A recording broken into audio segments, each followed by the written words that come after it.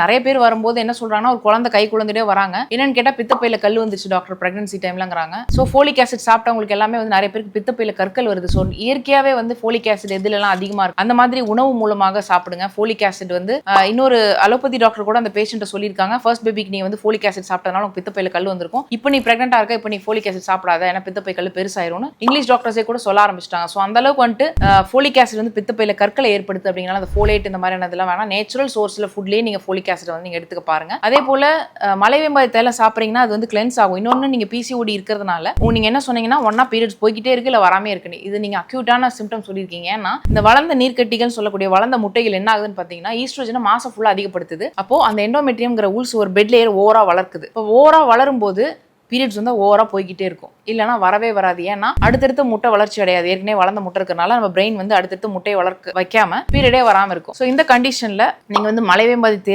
தைலத்தோட சேர்த்து டெய்லியுமே வந்து கருப்பட்டி, பூண்டு, பெருங்காயம் இது மூணுமே சம பங்கு எடுத்துட்டு இடிச்சு ஒரு உருண்டை அளவுக்கு ஒரு சின்ன நெல்லிக்காய் அளவுக்கு டெய்லியுமே சாப்பிட்டுட்டு வாங்க. அது வந்து உங்களுக்கு இயற்கையாகவே வந்து கிளென்ஸ் பண்ணுறது ஹெல்ப் பண்ணும்.